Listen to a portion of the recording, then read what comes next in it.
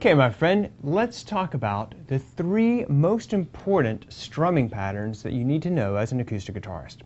In my opinion, if you learn these 3 patterns, you'll be able to learn new songs much more easily because you'll be able to recognize them. And just because the chords change, the rhythmic pattern may be the same. And that's a really important point to remember. When you're learning new music, you want to break things down into the smallest component part. So, if you have a song, right, it's made up of basically 2 elements. Either melody, which would be like a solo, right?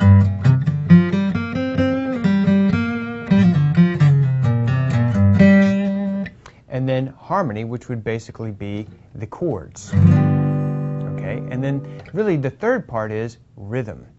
So, if you break it down into those component parts and then you take it and you say, you know, how can I even break this down into smaller parts, which would be note by note or measure by measure, what you want to do is, with these strumming patterns, is get the rhythm first without trying to play the chord, okay? Then you're going to learn the chord, then you're going to put the 2 together. But where people get all, tangled up is where they try to actually just jump in and start playing the chords and the rhythm. And it's like, oh man, I can't get my fingers to go where I want them to go, and I got my right hand and it's not doing what I want it to do. So what you want to do is practice just the rhythm, and then practice just the chords, and then put those 2 things together. And I'm going to show you exactly how to do that. So the first pattern is, let me just play it for you, and then I'll show you how to actually go about learning it. Okay.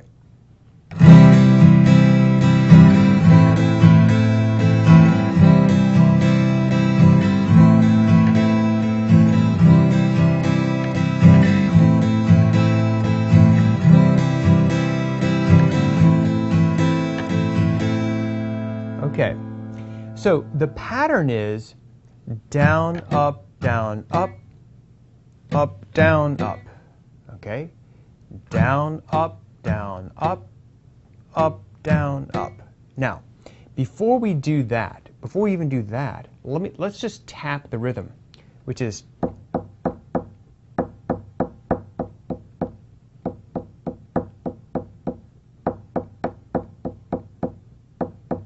now, obviously tapping it is going to be a lot easier than trying to strum it, right?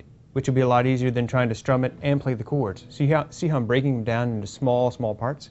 So that's a really good tip for you. If you can just break it down and just tap it like da da da da ba ba ba bee da bum ba bum bum ba. I once had a teacher tell me that if you can't tap it, you can't play it. Okay, so or you can clap it like. Okay, so that's the rhythm. Ya da da da da da da. So now what I'm going to do is I'm going to not try to fret the chord. Do not try to fret the chord, and I'm just going to play the rhythm. Now let me break it down even much more slowly for you. It's down, up, down, up, down, up. Okay, and then the pattern starts over. Down, up, down, up, down, up. Now another tip is I'm not trying to play every single string on both downstrokes and upstrokes. On the downstrokes, I'm just getting these bottom notes, maybe the bottom 3 strings. And by bottom, I'm talking about bottom as in pitch, lower, right? The bottom strings are really these strings. People get this mixed up all the time, but the bottom strings are really E, okay, let's just number them, your 6th, 5th, and 4th strings. And then the top strings are your 1st, 2nd, and 3rd, okay? Bottom and top, meaning if you looked at the piano keyboard, to the left would be the lower notes, to the right would be the higher notes.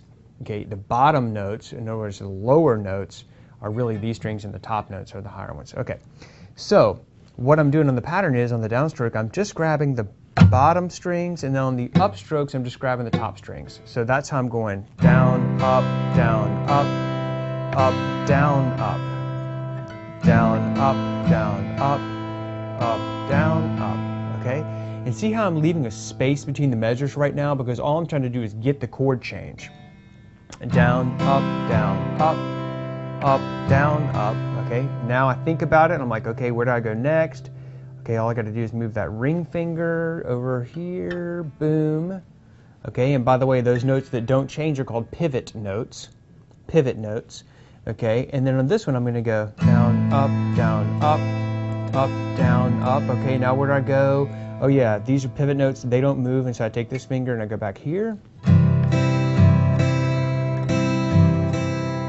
Okay. Then what you do is you try to make the chord changes. You slow it down fast, or slow it down enough that you can make the chord changes with no pause. You can play it rhythmically correct. Okay, so basically what that means is you would go like.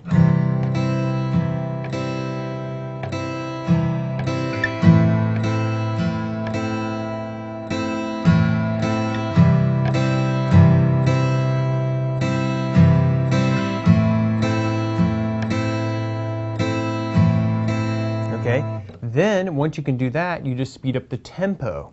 So I'm just going to speed it up just a little bit.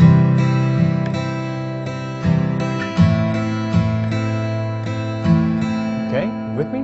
So you see how we took that simple chord pattern, the C to the A minor, then we broke it down just to tapping, then we did it just strumming with no chord, then we added the chords, then we did it very, very slowly,